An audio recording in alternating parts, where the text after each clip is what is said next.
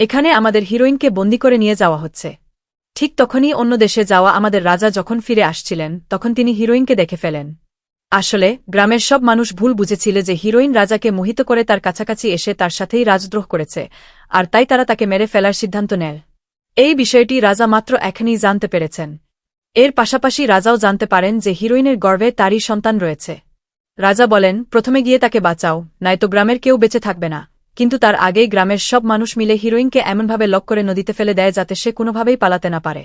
Heroine জলের নিচে ছটফট করছিল, আর ঠিক সঠিক সময়ে রাজা সেখানে এসে যেকোনো উপায়ে হিরোইনকে বাঁচিয়ে নেন। এর জন্য দায়ী সমস্ত গ্রামবাসীকে তিনি বন্দী করার নির্দেশ দেন। কে হিরোইনকে এভাবে ফাঁসিয়েছে তাকে খুঁজে বের করারও আদেশ দেন তিনি। এখন হিরোইনকে রাজপ্রাসাদে নিয়ে এসে তার চিকিৎসা করা হচ্ছিল। ঠিক তখনই রাজমাতা সেখানে আসেন।